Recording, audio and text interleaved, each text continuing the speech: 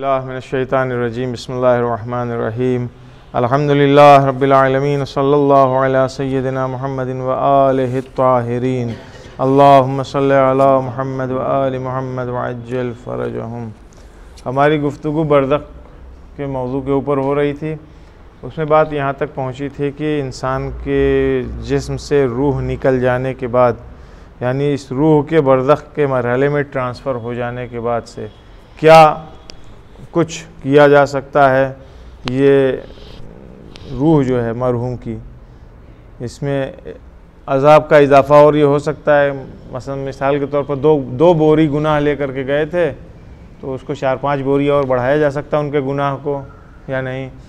5 बोरी सवाब लेकर के गए थे तो उसको कम किया जा सकता है या और ज़्यादा बढ़ाया जा सकता है, नहीं बढ़ाया जा सकता है। तो दोनों ही सूरत हाल मुमकिन है, कम भी किया जा सकता है, बढ़ाया भी जा सकता है, गुनाह एकदम माफ़ भी करवाई जा सकती है, बहुत सारी चीज़ें। तो उसके लिए 3 रास्ते थे। पहला रास्ता था कल जिसकी तरफ इशारा किया था, मलाइका के ज़रिए, फ़रिश्ते। मैंने रिवायात कल बयान किया कि परवरदिगार आलम किस अमल के बुनियाद के ऊपर फ़रिश्तों को खल्क़ करता है कि वो कब्र में जाएँ, जा कर के उसके लिए इस्तग़फ़ार करें, उसके तरफ से नमाज़ पढ़ें, क्या क्या करें, और हत्ता बहिश्त के दरवाज़े तक जब क़यामत बरपा होगी, महशर में वरूद होगा, दाखिल होंगे ये लोग, तो फ़रिश्ते बाकायदा फुल प्रोटोकॉल के साथ उनको लेकर के आएंगे, परवरदिगार आलम की बारगाह में सिफारिश करेंगे। तो बिलखरे एक रास्ता जो है वो मलाइका के ज़रिए था जिसकी तरफ कल इशारा किया था। दूसरी चीज़, इंसान अपने ऐसे अमल के ज़रिए अपने सवाब में इजाफ़ा कर सकता है, मरने के बाद अपने सवाब में इजाफ़ा कर सकता है जो बाकी रह जाने वाला अमल हो। बहुत सारे काम हैं, अब सारे अमल को अगर देखा जाए तो कुछ चीज़ें होती हैं जो अपने एक्ट के एतबार से, अमल के एतबार से सवाब और जज़ा और सज़ा के हक़दार बनता है इंसान, और कुछ चीज़ें ऐसी होती हैं जिसमें ख़ुद उस अमल को अंजाम देने वाले के एतबार से सज़ा और जज़ा मिलती है। एक्ट के एतबार से कहा जाए तो नमाज सामने की मिसाल है, सीधी सीधी सी है। नमाज एक अमल है, पढ़िएगा तो सवाब मिलेगा, नहीं पढ़िएगा तो नहीं मिलेगा। लेकिन कभी कभी कोई चीज़ होती है आमिल, मसलन सदका देना, ये एक अमल है, अच्छी चीज़ है, लेकिन सदका देने वाला, कार खैर अंजाम देने वाला, इस तरह से अगर कोई काम को अंजाम देगा तो ख़ुद जो अंजाम देने वाला होता है तो इस देने वाले को भी उसका बेनिफिट मिलता है। सदक़े का जो बेनिफिट है वो तो है ही, ख़ुद देने वाले को भी।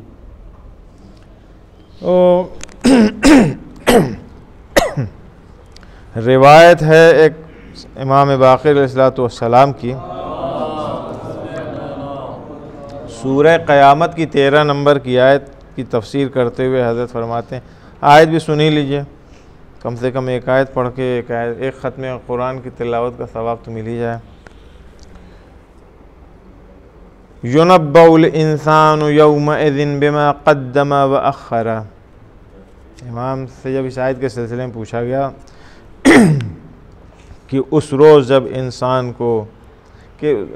के तमाम वो काम जो उसने पहले से भेज रखे हैं या बाद में भेजेगा, जब उसके सामने लाया जाएगा, आगाह किया जाएगा। ये आयत का एक टुकड़ा है कि वो दिन जिस दिन इंसान के सारे गुज़श्ता, यानी पहले जो एडवांस में उसने भेज रखा था, वो बाद में जो अंजाम दे करके भेजता रहा है काम, वो सब उसके सामने पेश किए जाएंगे। जाहिर सी बात है कि जब हिसाब व किताब का मरहला होगा, महशर का मरहला होगा, वहीं पे इंसान के गुज़श्ता मौजूदा सारे अमाल पेश किए जाएंगे।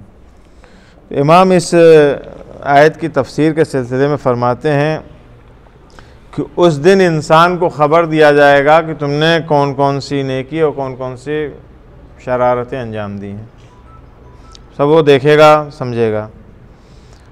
और हर वो नेक अमल, हर वो सुन्नत, हर वो क्या कहा जाए इसको, उस लफ्ज़ से मैं बचना चाह रहा हूँ, हर ऐसा काम जो अच्छा हो, नेक हो, जो इस इंसान ने ईजाद किया हो, इसके पहले किसी ने उस काम को अंजाम न दिया हो, अगर इस तरह का कुछ है तो सारी चीज़ें उसके सामने पेश की जाएंगी जो ख़ुद इसने अमल अंजाम दिया। मसलन मिसाल के तौर के ऊपर आज तक कभी भी मुसाफिर खाना बस बनानौता में नहीं बना था। है शहंशाह भाई उठे कि यार यहाँ मुसाफिर खाने की ज़रूरत है, मुसाफिर बहुत ज़्यादा आते हैं, आते भी हैं तो एक एक महीना रुक जाते हैं यहाँ पे, जाने का नाम ही नहीं लेते हैं। तो मुसाफिर खाना बनवाया उन्होंने। तो पहला काम है ना अनोखा, आज के पहले किसी ने यह काम यहाँ नहीं किया था। ये तो बनवा लिया, अल्लाह उन्हें तूले उम्र अता करे, लेकिन जब इस दुनिया से रुखसत हो जाएंगे तो ऐसा नहीं है कि ख़त्म हो जाएगा मुसाफिर खाना। जब तक मुसाफिर खाना रहेगा, जब तक मुसाफिर उसके अंदर आकर के रुकेगा, रुक कोई दूसरा रहा है, सवाब किसको मिलेगा? शहंशाह भाई को मिलेगा। है एक चीज़ होगी। अब इनका देखा देखी फैयाज साहब को भी शौक़ हो गया, पत्रकार महोदय को, यार इन्होंने तो ये काम किया है, हम इसी मुसाफिर खाने में कुछ और काम कर दें या उसी के बगल में कोई मैरिज हॉल बना दें जो आमुल मनफा और लोग पब्लिक पब्लिक उसका इस्तेमाल करें, ना ये कि कॉमर्शियल हो हम अपनी जेब भरें। समझे? एक काम उन्होंने कर दिया, किसको देख करके? इनको देख करके कि इन्होंने एक अच्छा काम किया था। रफ़ी साहब आए, उन्होंने भी एक कोई इसी तरह का एक बुनियादी बेसिकली काम कर दिया, एक दो घर बनवा दिए, कमरे बनवा दिए, जिनके घर बेचारों के टूट गए थे, नहीं है उनके पास इतना इनका। बानी बाइस कौन बना? मुहर्रिक कौन हुआ? मुहर्रिक शहंशाह साहब हुए। इन्होंने सबसे पहले एक ऐसा काम किया, दूसरे के अंदर उससे हौसला मिला, दूसरे को एक चिंगारी लगी, उसने भी कहा कि नहीं यार हमें भी आग बनना है। नफीस भाई भी आगे बढ़ गए। इन लोगों के काम का इन लोगों को सवाब मिलेगा और जो उसमें जब तक चल रहेगा मिलता रहेगा। लेकिन चूंकि बेस बने थे ये हजरत, तो जहाँ इनके सवाब में कमी नहीं होगी बिल्कुल भी। अगर 200 आदमी इनके यहाँ आएंगे तो 200 आदमी का सवाब इनको भी मिलेगा, इनको भी मिलेगा। बात समझ रहे हैं? बहुत आसान काम तो बनवा लीजिएगा आप। और लेकिन इसी तरह से ये तो मैंने पॉजिटिव चीज़ बताई है। अगर खुदा न खास्ता किसी ने कोई बिदअत, कोई गुनाह की बुनियाद की है, बुनियाद रखी है, तो उसी तरह से मल्टीप्लाई करते चले जाइए। जितने ज़माने तक जितने लोग उस गुनाह को अंजाम देंगे, बानिए गुनाह जो है उसके ऊपर उतना ही दर्दनाक होता चला जाएगा। वो तो अपने हिस्से का खाएगा। मैं अगर किसी गुनाह का मुर्तकिब हुआ किसी की वजह से, तो मैं तो अपने हिस्से का डंडा खाऊंगा जिसकी वजह से हुआ, जो इसका मूजिद बना है उसके ऊपर डंडे ज़्यादा बजेंगे। ना जी, शैतान का दाम क्या है कि हम दामन नहीं झाड़ सकते हैं। ये तो अपने समझाने के लिए हमें कि शैतान के ऊपर बजेगा डंडा, शैतान ऐसा करता है वैसा करता है। खुद इस वक्त हालात ऐसे हैं कि हम खुद शैतान को बेवकूफ़ बना देते हैं। ऐसा शैतान कहता है कि ये क्या भाई, हम तो इबलीस जो सरदार है, इबलीस इबलीस जो है वो शर्मिंदा हो जाता है कि यार कितनी अच्छी अच्छी टेक्निक तो हमको भी नहीं आती है।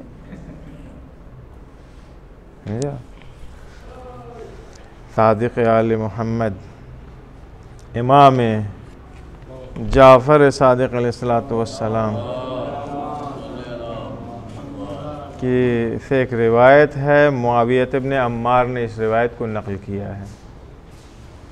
मुआवियत इब्न अम्मार कहते हैं कि मैंने छठे इमाम से पूछा कि मरने के बाद भी क्या कोई जज़ा, क्या कोई सवाब, क्या कोई इनाम और रिवार्ड मुर्दे तक पहुंच सकता है, पहुंचाया जा सकता है? मरने के बाद की बात हो रही है। हम लोग देखिए कितने खुशकिस्मत हैं, कितने अच्छे हैं। अब ये छोटे छोटे बच्चे हैं, ये अपने घरों में देखते होंगे कि आज इनको फातिहा देनी है, आज उनको नज़र देनी है, आज ये करना है, आज कब्र पे चलो फातिहा पढ़ लो, सूरह हमद पढ़ लो बेटा, इन्ना अंज़लना पढ़ लो। ये सब तरबियत का असर होता है। हम लोगों को तो पका पकाया मिल गया है, अंदाज़ा नहीं इन चीज़ों का। रिवायत देखिए, रावी ने इमाम से पूछा कि मरने के बाद इंसान तक कुछ नेकियां, कुछ अच्छाइयाँ पहुँच सकती हैं? इमाम अलैहिस्सलातु वस्सलाम ने फरमाया, हर वो अच्छी चीज़, हर वो अच्छा तरीक़ा, हर वो अच्छी आदत जो उसकी तरफ से ईजाद हुई और बाकी रह जाए। मिसाल के तौर पर फिर यहाँ पे एक मिसाल दूँ। 15 रमज़ानुल मुबारक किसकी विलादत का दिन है? इमाम हसन अलैहिस्सलाम की विलादत का दिन है। तो इमाम हसन को कहते हैं करीम अहले बैत। दस्तरखान भी बड़ा मशहूर है इमाम का, लेकिन वो दस्तरखान जो है आप 21 रजब को करते हैं गालिबन, नहीं 21 जमादी सानी को है, 22 जमात इसानी को, हाँ 22 जमात इसानी को इमाम हसन का दस्तरखान करते हैं। दूर दूर तक कोई रब्त नहीं तारीख में। अगर यही हैदर मेहदी साहब खड़े हों कि नहीं साहब आज से इस साल से हम एक नई थीम लेकर के आ रहे हैं, एक नया प्रोजेक्ट शुरू कर रहे हैं, नई सुन्नत नई रविश कायम कर रहे हैं, वो क्या है 15 रमज़ान इमाम हसन मुश्तबा की विलादत का दिन भी है और दस्तरखान इमाम का बहुत मशहूर मारूफ है हर जगह। तो ऐसा करते हैं कि हम 15 रमज़ान मुबारक को न मस्जिद में अफ्तार भेजेंगे न किसी को अपने घर दावत पे बुलाएंगे, बल्कि जितने भी हमारे कस्बे में यतीम बेवा कमज़ोर लोग जो पैसे के एतबार से हैं, जिनको एक वक्त अच्छा खाना के इंतज़ाम करने में परेशानी होती, हम एक आइडिया लेंगे कि मतलब 100 घर हैं 50 घर हैं 200 आदमी कितने, उतना इन्होंने खाने का पैक तैयार करवाया बेहतरीन सारी चीज़ें उसके अंदर। ये नहीं कि एक बिरयानी पका कर एक पैकेट दे दिया प्लास्टिक में बांध के, नहीं, बेहतरीन उसका फुल सारी चीज़ें उसके साथ आप ले जा कर के एहतराम से एक उनके घर दे करके आइएगा। ये किस लिए कि इमाम हसन मुश्तबा अलैहिस्सलाम की मोहब्बत में। इमाम हसन का दस्तरखान है तो इस तरह से करो, ले आकर के बर्बाद ना करो, या मतलब खून लगा के शहीदों में अपना नाम ना लिखवाओ। भाई करो तो सलीक़े से करो, ये एक अच्छी चीज़ है भाई। ज़रूरतमंद तक आपने खुद ले जा कर के पहुँचाया, आपके दिल को खुशी मिलेगी, बरकत इलाही बरकत आपके रिज़्क़ और रोज़ी के शामिल हाल होगी। उन गरीब यतीम मिस्कीन बेवा जो भी हैं जिन तक आपने ज़रूरतमंदों तक सामान पहुँचाया, उनकी दुआएँ आपको लगेंगी। बात समझ रहे हैं? तो ये एक अच्छी चीज़ है। फिर मैंने सोचा यार तो हैदर मेहदी ने बड़ा अच्छा काम किया है, ये अच्छी। अब अगर हम आइंदा साल ये खुदा इन्हें सलामत रखे रहें, अगर नहीं रहे तो अब हमने उस काम को अंजाम देना शुरू कर दिया, हम निकल जाएंगे, इन्होंने अंजाम देना शुरू कर दिया, ये चले जाएंगे, उन्होंने जब तक ये सिलसिला चलता रहेगा हम तमाम लोगों को सवाब मिलता रहेगा, साथ में आपको भी मिलेगा, क्योंकि इसके बानी आप बने, इसके बाइस आप हैं। इमाम अलैहिस्सलाम यही कह रहे हैं कि अगर कोई किसी नेकी को किसी अच्छाई की तरवीज कर दे, अपनी तरफ से छोड़ करके जाए और उसके मरने के बाद उस चीज़ के ऊपर अमल हो। अभी 21 रमज़ान है, आ रही है, अमीरुल मोमिनीन सलामुल्लाह अलैह की शहादत की तारीख़ है ना। कुछ इस तरह का बेसिक काम होना चाहिए, बेसिक काम होना चाहिए, लेकिन कौन करेगा? अजी हटो, कहाँ से करेंगे? यहाँ तो ख़र्चा ऐसे ही बढ़ गया है, 1 महीने से आदमी मौजूद है, ख़र्चा बढ़ गया, कहाँ ये सब चक्कर में पड़ेंगे? रहने दो, खाली हम ही बेवकूफ़ थोड़ी हैं, ये भी तो हैं, ये भी तो हैं, सबको तो अल्लाह ने पैसा दे रखा है, हम ही क्यों करें? अलबत्ता ये तौफ़ीक़ की चीज़ें होती हैं, वरना जा कर के देखिए जो इस तरह की ख़ास तारीख़ें होती हैं उसमें ये जनरल प्रोग्राम जो हो रहे हैं ये जिसको होता रहता है, इसमें ज़्यादा इंटरफेयर करने की ज़रूरत नहीं है। अलग से इस तरह का कोई एक अच्छा काम कीजिए, बुनियादी काम कीजिए, वो बहुत बाकी रहने वाला भी है, उसका असर भी ज़्यादा होगा और उसका फ़ायदा ज़िंदगी में भी और मौत के बाद भी फ़ायदा उसका मिलेगा। काम बहुत सारे हैं, अकेले में डिस्कस किया जा सकता है कि क्या क्या किया जा सकता है। इमाम अलैहिस्सलाम फरमाते हैं कि इंसान कोई सदक़ा दे, खैरात करे, ऐसा में सिस्टम रख दे सदक़ात का खैरात का। आप आइए अपने यहाँ एक सदक़े की पेटी शुरू कर दिए, सदक़े की पेटी इसलिए नहीं कि आप अपने लिए, मिसाल के तौर पर कस्बे के यतीम बच्चों के लिए मंथली चाहे 200 रुपया ही सही, 500 रुपये, जितना भी इकट्ठा हो जाएगा, एक पेटी आपने शुरू कर दिया। हर घर में एक छोटा छोटा डिब्बा दे दिया, भाई रोज़ का सदका निकाल ले, तुम रोज़ का सदका 1 रुपये वाला इसी में जमा करो, हम हर महीने आएंगे तुमसे लेके जाएंगे।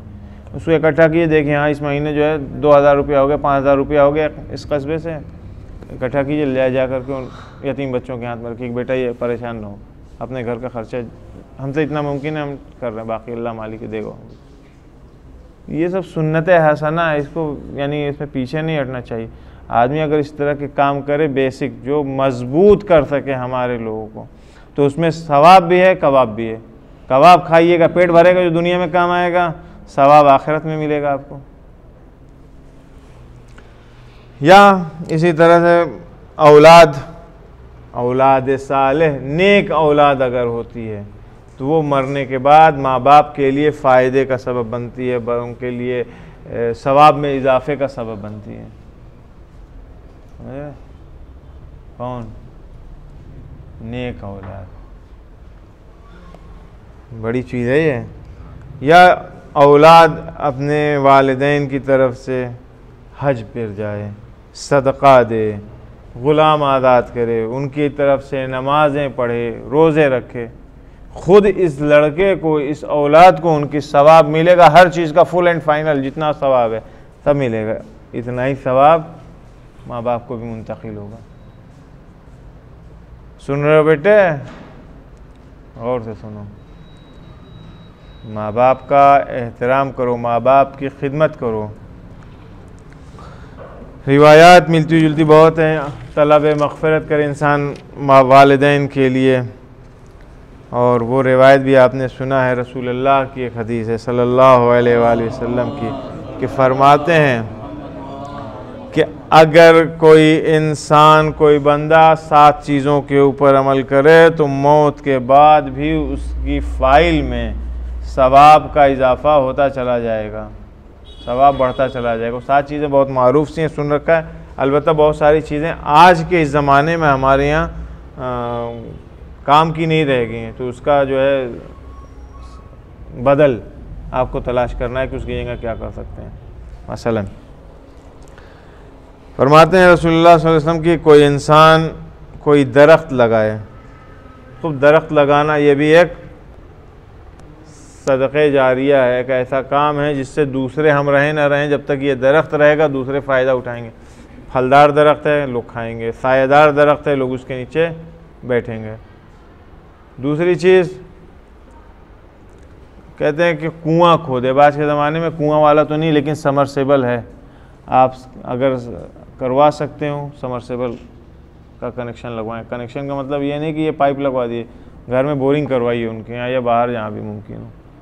समरसेबल है, जेट पंप की बोरिंग है, पानी का इंतज़ाम करवाइए। यहाँ पे कुएं से मुराद, कुआं खोदने से मुराद पानी है, कि पानी का इंतज़ाम, जब तक पानी इसमें से आता रहेगा, जब तक नस्लें पानी पीती रहेंगी, तब तक आप तक सवाब पहुँचता रहेगा। आज बहुत सवाब लेके जाओगे, सारा सवाब आज तुम्हारी तरफ मुंतकिल हो रहा है। पानी का भी इंतज़ाम करवाओगे तो सवाब तुम्हें मिलेगा, मिलेगा ना। फिर कैनाल, जैसे ये नहर है, नहर वगैरह खुदवाइए। तब नहर यहाँ पे तो खुदवाई जा सकती है शहंशाह भाई खेत में पानी पहुँचाने के लिए, लेकिन कस्बे में नहर का क्या काम है? पुराने ज़माने में पानी नहीं लाने के लिए नहरें खोदी जाती थी, तो इसकी जगह कोई दूसरा काम कीजिए। ये पाइपलाइन करवा दी, मिसाल के तौर पर ये जो आजकल काम टाउन एरिया करवा रही है कि इन्होंने समरसेबल का कनेक्शन मुख्तलिफ जगहों पे समरसेबल की बोरिंग करवाई है, पाइपलाइन कनेक्ट कर दिया लोगों के घरों में। ये एक तरह का कैनाल सिस्टम है ना। ये मॉडिफाइड हो सकती हैं चीज़ें, ज़रूरी नहीं कि आप कहिए कि हदीस में है कुआं खोदो तो हम कुआं ही खोदेंगे खड़े होकर के। हदीस में कैनाल है तो हम कैनाल ही पे काम करेंगे। जी हाँ हाँ बिल्कुल फ्री को दे दो, लेकिन चूँकि फ्री के माल में बरकत नहीं होती है। फ्री वाला काम जो होता है ना, वो मैं इसलिए भी उसका कायल नहीं हूँ। हाँ बिल्कुल कम पैसे पे दे दें, बिल्कुल दें, आधे पैसे पे दें, जो भी ज़रूरत लागत लग रही लगा के दें, इसमें कोई मुश्किल नहीं। लेकिन फ्री के चीज़ से इसलिए भी परहेज़ कीजिएगा, क्योंकि अगर आपको भी फ्री में कोई चीज़ नसीब हो जाए, सोना भी आपको कोई फ्री में दे दे, तो थोड़ी देर के लिए बड़ा खुश होइएगा, यार हमारी तकदीर कितनी अच्छी, सोना मिल गया है। लेकिन फिर उसको आप रख दीजिएगा, उस हिस्स आप वो हिस्स आपके अंदर ईजाद नहीं हो पाएगी। जब आप बाज़ार जाइएगा 1 ग्राम सोना ख़रीद के ले आइएगा, 1000 बार उसके पीछे फिरिएगा कि ये कहीं गिर ना जाए, कहीं खो ना जाए, कहीं ये ना हो जाए। लेकिन फ्री में आपको अगर इतने बड़ा सोने का बिस्किट भी मिल जाए तो आप खुश तो बहुत होइएगा, दिखाइएगा सबको, लेकिन उसकी हिफाजत की आप जो एहसासात हैं उसकी हिफाजत करने को उस तरह से ईजाद नहीं हो सकते जो इस 1 ग्राम के लिए जो आप पैसे में ख़रीद करके लेके आएँ।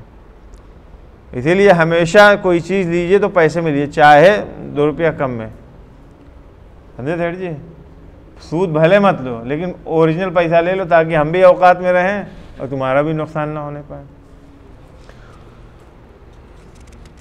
या उसी में से एक चीज़ है कुरान लिखने की बात। مثلا इंसान सहीफ़ा मुसहफ़ शरीफ लिखे, तो आज के ज़माने में प्रिंटिंग प्रेस, रसूलुल्लाह के ज़माने में प्रिंटिंग प्रेस नहीं थी। कुरान अब छपते हैं, अब कुरान छपा हुआ कुरान भी नहीं, अब तो लोग अपने मोबाइल में टैबलेट में पढ़ते हैं कुरान बैठ करके।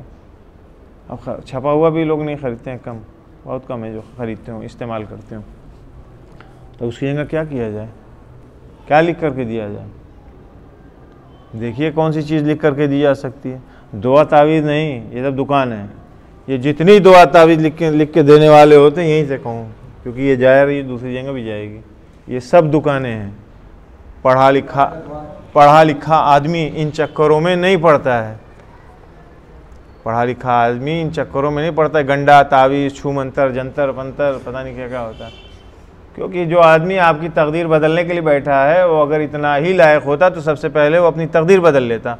वो ये बेवकूफ़ी वाले काम करने के लिए नहीं बैठा रहता कि 10 रुपये इधर से मिल जाए, 50 रुपये उधर से मिल जाए, 100 रुपये उधर से मिल जाए। तो अपने लिए छू मंतर कर लेता, इकट्ठे बारिश हो जाती उसके पास। या नेक औलाद जो माँ बाप के मरने के बाद, उनकी वफ़ात के बाद उनके लिए इस्तिग़फ़ार करती हो। चीज़ें इस ज़िम्न में और भी हैं, लेकिन अब तीसरा रास्ता और आखिरी रास्ता, ये दूसरा रास्ता था। दूसरा रास्ता क्या था बताएं? पहला रास्ता तो फरिश्तों का रास्ता था, दूसरा रास्ता खुद इंसान के अमल का रास्ता था, ऐसे अमल जो बाकी रह जाने वालों।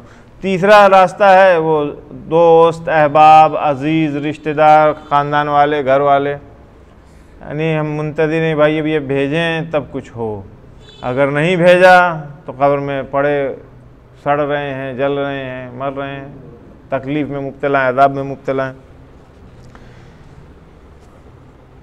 और ऐसा नहीं है कि रूह के जिस्म से निकल जाने के बाद, रूह के बरज़ख में पहुंच जाने के बाद लोगों का राबता ख़त्म हो जाता है। नहीं, कनेक्ट रहते हैं लोग।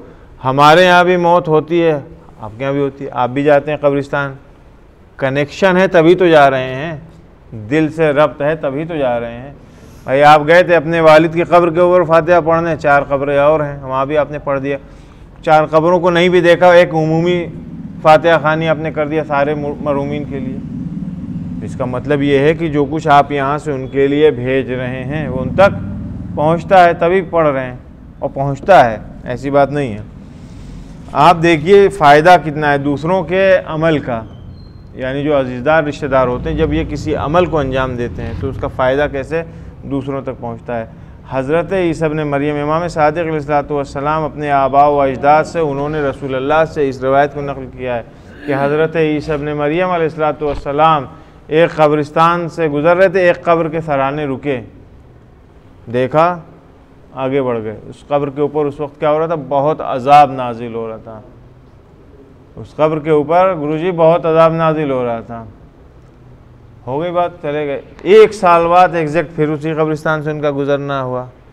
गुजरते गुजरते उस कब्र के ऊपर फिर निगाह किया, वहाँ रुके, तो देखा कुछ, फिर चल दिए।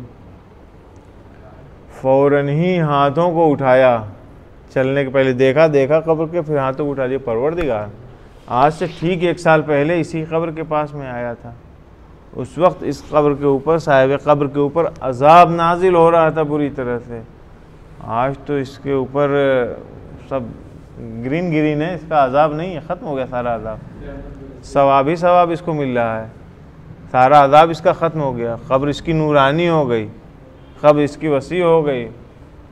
क्या माजरा है? आवाज़ कुदरत आई कि इसकी एक औलाद थी, इसका एक बेटा था, ए रूहुल्लाह, उसके एक नेक औलाद थी। इसने देखिए कितनी छोटी छोटी चीज़, इसने रास्ते की मरम्मत किया था। होता है ना, सड़क गली कूचा इधर उधर कहीं ख़राब हो गया, आमुल मनफ़ा रास्ता है। आमुल मनफ़ा यानी पब्लिक यूज़ वाली चीज़ें हैं जिसका हर आदमी इस्तेमाल करता है।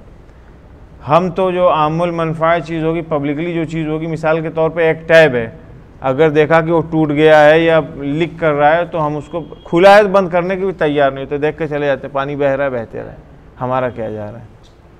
हम उस टैप वाटर को बंद करने के लिए भी तैयार नहीं होते हैं। अगर टूट गया है तो बदलना दूर की बात है, हम क्यों बदलें? गवर्नमेंट की जिम्मेदारी या फलां साहब ने लगवाया। कि अगर मोमिन आयतल कुर्सी की तिलावत करे, गौर से सुनिएगा, अगर मोमिन आयतल कुर्सी की तिलावत करे, वजअल सवाब क़िराअतिही लिअहलिल क़ुबूर, और इस आयतल कुर्सी की क़िराअत का सवाब अहले क़ुबूर तक अगर मुंतकिल कर दे, जअलल्लाहु तआला मिन कुल्लि हरफिन मलकन, परवरदिगार आलम इस आयतल कुर्सी के एक एक हर्फ के बराबर मलाइका को खल्क़ करेगा, उनको करार देगा। कहाँ? उस कब्रिस्तान में, समझे? उन फरिश्तों को कब्रिस्तान में करार देगा ताकि रोज़ क़यामत तक बैठें और यहाँ बैठ करके तस्बीह इलाही करते रहें उस मरहूम की तरफ से। बात समझ में आ रही है? अगर आप ये चाहते हैं कि किसी मुर्दे के लिए कोई कार्य खैर करें, ज़्यादा कुछ करने की ज़रूरत नहीं है, एक आयतुल कुर्सी कब्रिस्तान में पढ़िए जाकर उसके लिए।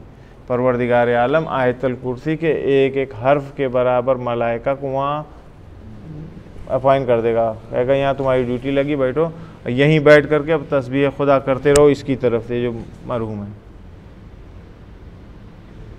क़यामत तक। आखिरी हदीस सुन लीजिए। रसूलुल्लाह सल्लल्लाहु अलैहि वसल्लम ने फरमाया कि अगर कोई इंसान किसी मैयत की तरफ से सदका देता है तो खुदावंद आलम, मसलन ज़ैद कल तक मौजूद थे, आज दुनिया से बेचारे रुखसत हो गए, हमने उनकी तरफ से चाहे 1 रुपया ही सही जो हमसे मुमकिन था हमने सदका दे दिया, तो रसूलुल्लाह फरमाते हैं कि खुदावंद मुतआल इस सदक़े की बुनियाद के ऊपर जबरील अमीन को हुक्म देता है, फरमान देता है कि 70,000 फरिश्ते इसकी कब्र में भेजो।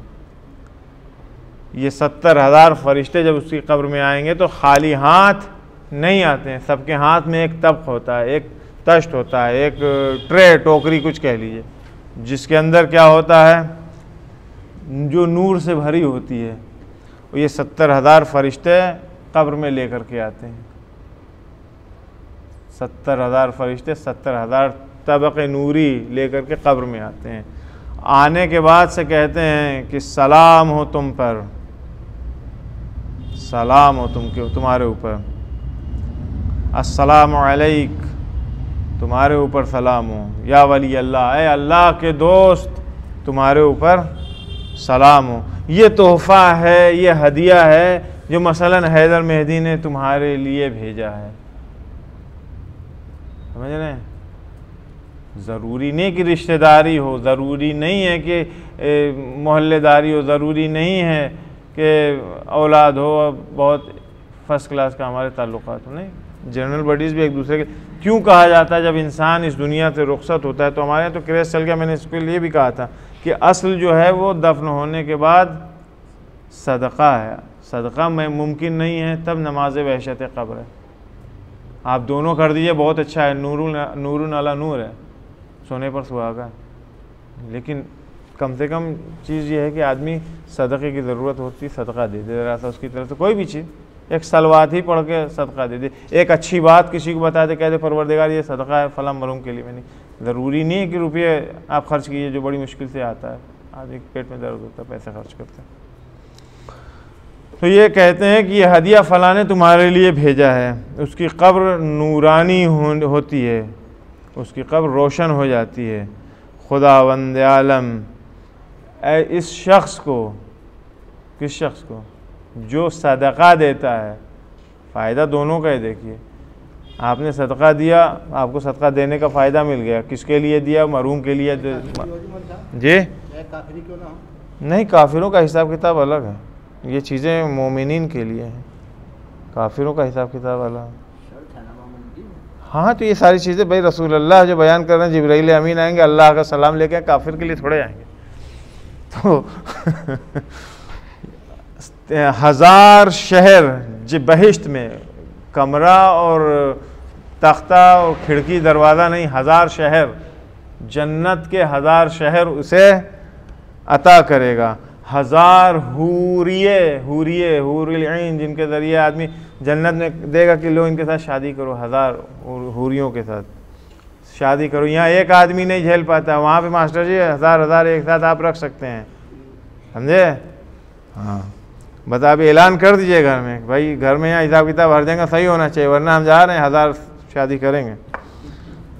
1000 हुल्ले बहिश्ती लिबास आपको पहनाया जाएगा, उसके बदले 1000 हाजत आपकी पूरी की जाएगी। ये कब है? जब एक इंसान किसी के लिए सदका देता हो, किसी मरहूम की तरफ से सदका देता हो।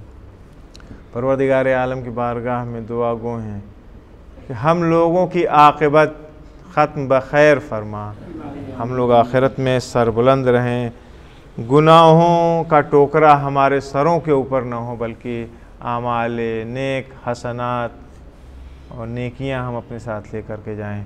नसअलुकल्लाहुम्मा व नदउ बिस्मिकल अज़ीमिल आज़म अल अज़्ज़िल अजल्लिल अकरम। या अल्लाह या अल्लाह या अल्लाह या अल्लाह या अल्लाह या अल्लाह या अल्लाह या अल्लाह या अल्लाह।